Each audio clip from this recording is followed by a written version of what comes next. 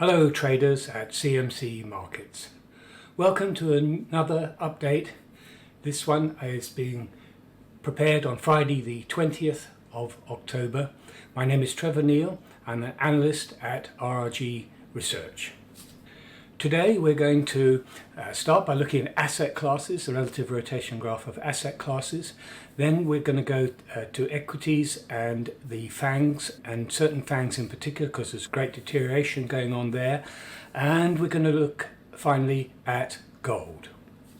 We're starting with a relative rotation graph of asset classes as represented by exchange traded funds. Principally in the middle we have got down here we have got the MSCI World Index. So we're ranking everything against a sort of index of major world stock markets.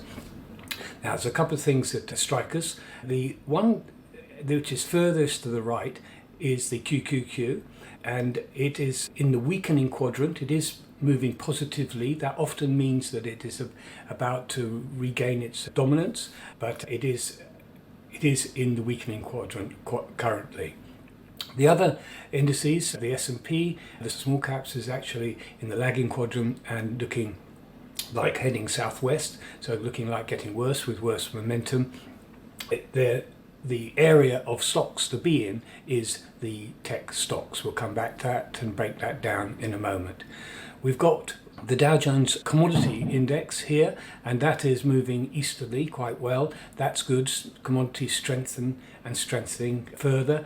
We've got oil, for example, but a commodity is also gold, and gold is the only one which is heading in a northeasterly direction. It's got a long tail. It's come up very rapidly from the lagging quadrant, and it's heading through the improving quadrant, hopefully onwards towards the leading quadrant. The direction is strongly northerly and easterly, so increasing relative strength, although not outperforming yet, and with positive momentum. So a great deal of promise in this. So let us start by looking at the stock indices first. Starting with the daily chart of the S&P, it is looking rather poor. It's looking poor. We've got lower highs in place, high, lower high. We just broke and then rallied to the support at now resistance at 4,300, more resistance up at 4,380. There is support at 4,220 and longer term important support at 4,180. The MACD for it is actually positive, but the gap is narrowing there, and the RSI is heading strongly downwards. We didn't like the look of this, remember, from the RRG graph, and it doesn't look good, and it does look as though it's likely to head lower. I'll be brief with the Dow Jones Industrial Average. It is looking like it's turning down again. It's in the downtrend, lower highs in place here, lower lows in place as well, and we've had a good run up, broken a major long-term uptrend line, and having done that, and now it looks as though it's going to be testing support, and it may not stop there. 32,500 is the next support level after the low of earlier in the month of 32,826. But this one does look as though it's got more to go on the downside. The Nasdaq doesn't look quite so bad, but it still looks heavy. We have got lower highs in place here.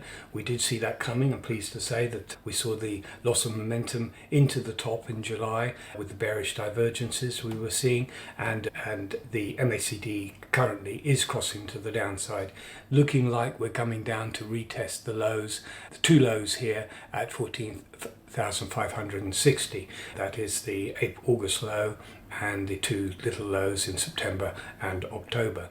There is some pressure there, but of the group of the US indices, this is the least bad looking of them all. Looking now at the FANG Plus group, that's the top 10 stocks, we've got generally a southwesterly direction in the arrows heads here.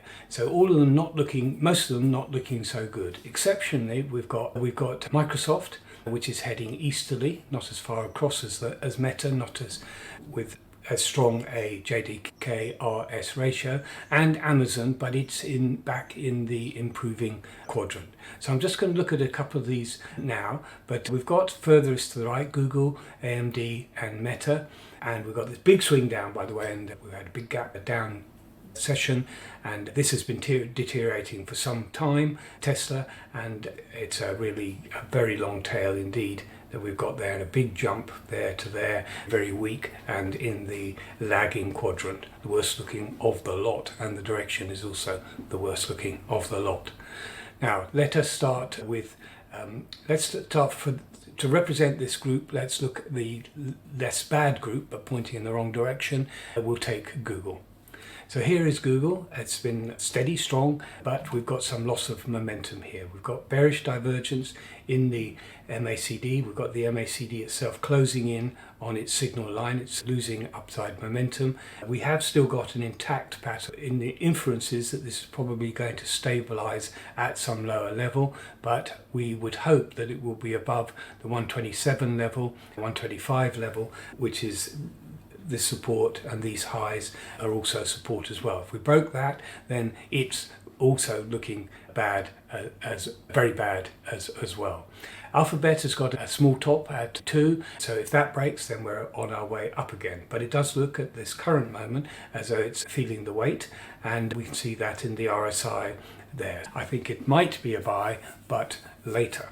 Moving now to Microsoft. Now remember, Microsoft was closer to the center, but moving in a better direction.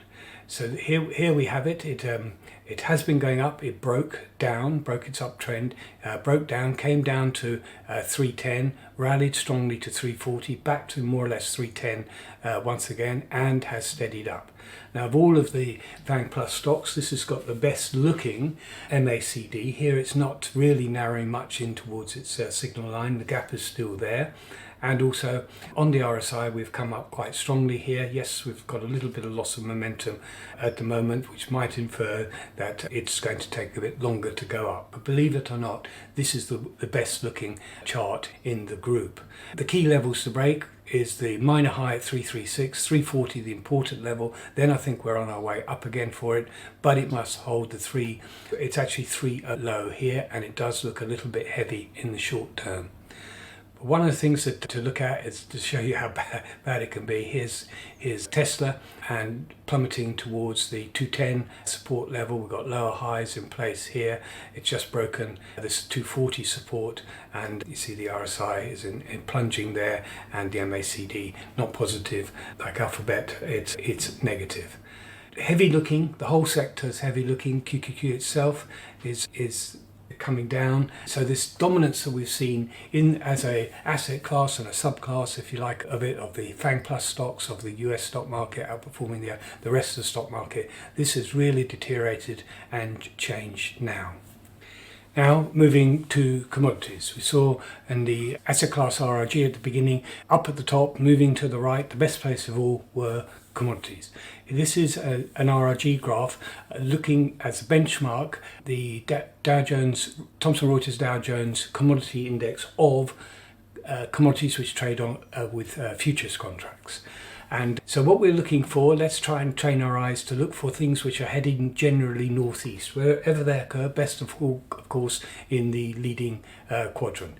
You can see that most things are actually heading downwards: hogs, cotton, cattle, wheat, sugar, corn, all heading in the southwesterly direction. What have we got heading northeasterly? In the leading quadrant, we've got coffee, we've got silver, we've got gold. We have got in the lagging quadrant, so early, is heating oil, crude oil, Brent crude oil down in here. This is a daily sampling, incidentally. So we've got in the leading quadrant, we've got gold and silver and coffee, and I'm going to concentrate on gold. So we'll have a close look at the gold chart right now. So here is a spot gold chart, daily chart. And you can see this has been soaring this month, in the month of October, breaking through significant resistances, having held crucially, and to a chartist delight, the 1,810 level, turning, reversing, gapping up, powerful move, taking out the first resistance at 1890, then the next resistance 1950, and powering towards the next resistance, which is around 1900, 1900, and then the next shot would be up towards this high of 2059. We've got some velocity behind us here now. The MACD gap is widening here, very strong momentum on the upside, and then on the RRG here, on the relative strength index here, it's making a new high. It's very strong indeed, lots of momentum. It looks very likely that this high is going to be taken out and that we're ready to leg high up again towards the 2000. And get this in the context of the first graph, RRG graph we looked at, which was the asset classes as expressed in the ETFs. We saw this looking very good on that graph. Then we looked at the commodities, and we saw how the RRG of the commodity futures, how good silver and gold were. And then when we look at the gold itself, we see that it has been good, of course, for several weeks now.